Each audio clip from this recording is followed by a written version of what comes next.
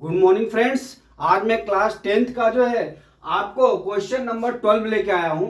इसमें क्या दिया है, ट्रिग्नोमेट्री चैप्टर का। इसमें क्या दिया है, 7 मीटर ऊंचे भवन के शिखर से एक केवल टार के शिखर का उन्नयन कोण 60 डिग्री है और इसके पाद का अनुमान कोण जो है 45 डिग्री है। तो टावर की ऊंचाई ज्ञात की है। ठीक है, तो हमारा क्या है, 7 मीटर ऊंचा भवन है यहाँ।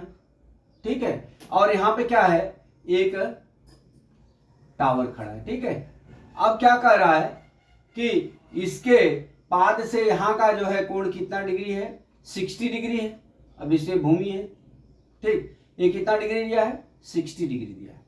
अब क्या कर रहा है, मान लीजिए पी क्यू अपना भवन है, ठीक है, और आर और यस जो है ये अपना टावर है। ये 7 मीटर है दोस्तों। ठीक है, तो अब चलते हैं, हमारा इसके इस बिंदु से इस बिंदु का कितना अनुमान कोण कितना डिग्री दिया है, 45 डिग्री। कितना दिया है, 45 डिग्री। ठीक, अब हम चलते हैं यहाँ पे, ये हमारा दो त्रिभुज हो गया, एक आर टी क्यू और एक हो गया क्या हमारा क्यू क्यू पी एस। ठीक है, अब इस तरह से हो गया। तो हम क्या करते हैं दोस्तों, हम मान लेते हैं ये पूरे टावर की ऊंचाई h मान लेते हैं, पूरे टावर की ऊंचाई h मान लेते हैं। ठीक है, पूरे टावर की ऊंचाई h हो गया। अब ये देख लीजिए समान दूरी पे है। पहले तो मैं इसको है ना थोड़ा नाम चेंज करता हूं तो बोलने में आसानी रहे। यहां पे मैं P और यहां पे Q ले लेता हूं, ठीक है, और यहां पे R ले लेता हूं और यहां पे S ले लेता हूं, यहां पे T ले लेता हूं।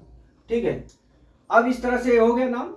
अब हम चलते हैं, क्या हमारा दो तरह से त्रिभुज बना। अब हमारा इस दूरी को मान लो, ये जो इसके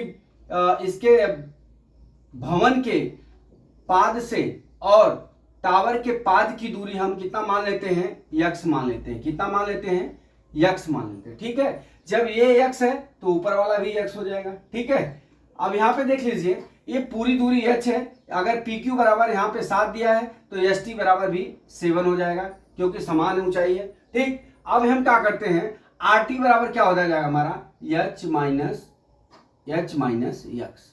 ठीक है, अब मैं यहां पे आपको लिख के समझाता हूं। आप देख लीजिए, सबसे पहले माना टावर की ऊंचाई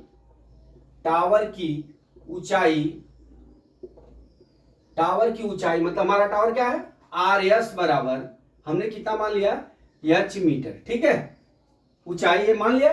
ठीक है, और भवन की ऊंचाई कितनी दी हुई है, भवन की ऊंचाई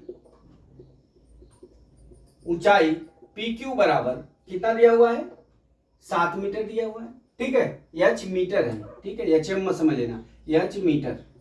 ठीक, अब ये हो गया।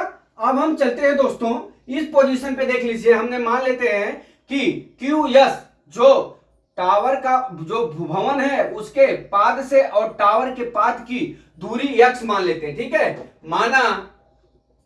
माना भवन के पाद मतलब निचला भाग, पाद से टावर के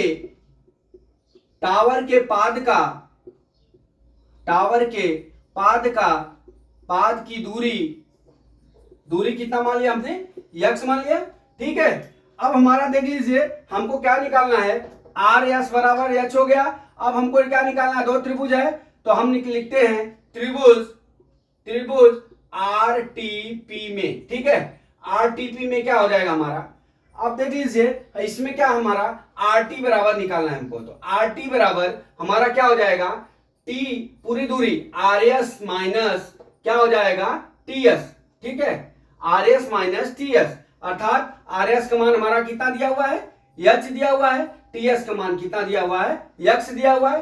तो हमारा RT बराबर ये हो गया दोस्तों। ठीक, ये हो गया। अब हम चलते हैं त्रिभुज में, हम tan का प्रयोग करते हैं, किसका, tan 60 डिग्री बराबर क्या हो जाएगा हमारा, tan 60 डिग्री का मान हमारा ये हो जाएगा RT बटा कितना हो जाएगा, PT, RT बटा PT। ठीक है, RT का मान हमने निकाल लिया, h माइनस यक्स, और PT का मान हमारा कितना दिया हुआ है, यक्स दिया हुआ है। ठीक है, अब हमारा कितना हो जाएगा, tan 60 डिग्री का मान कितना होता है, √3 होगा। ठीक, अब क्या होगा, h माइनस यक्स बटा पीटी का मान कितना दिया हुआ है, पीटी का मान यक्स दिया हुआ, ठीक है। इस तरह से हमारा अब ये क्या हो जाएगा, अंडर रूट 3 बराबर अंडर रूट 3x बराबर कितना हो जाएगा, h माइनस यक्स हो, ठीक है। अब हम चलते हैं यहां पे, देख लीजिए h बराबर कितना हो जाएगा, अब हमारा h बराबर कितना हो जाएगा, अंडर रूट 3x प्लस कितना हो जाएगा, यक्स हो जाएगा। यहां पे पक्षांतर कर दिए बराबर। अब इसको हम क्या कर सकते हैं, ये समीकरण नंबर हमारा यहां पे यहीं पे समीकरण हम अपना मान लेते हैं 1, ठीक है। ये समीकरण 1 हो गया। अब हम चलते हैं त्रिभुज दूसरे त्रिभुज में हम चलते हैं। दूसरा त्रिभुज क्या है, त्रिभुज PQS में, ठीक है। अब त्रिभुज PQS में क्या हो जाएगा, PQ बटा क्या हो जाएगा, QS हो जाएगा। तो क्या हो जाएगा, tan 45 डिग्री बराबर क्या होता है हमारा, लंब बटा क्या हो जाएगा, आधार हो जाएगा, ठीक है। लंब कितना है PQ, आधार कितना हो गया, QS हो गया, ठीक है। इतना हो गया। अब हम tan 45 अंश का मान 1 होता है, 1 बराबर PQ का मान कितना हो गया 7 और QS का मान कितना हो गया, x हो गया। अब हम क्या करेंगे, तिर्यक गुणा कर देंगे, x बराबर कितना हो गया हमारा 7 हो गया, ठीक है। x बराबर कितना हो गया, 7 हो गया।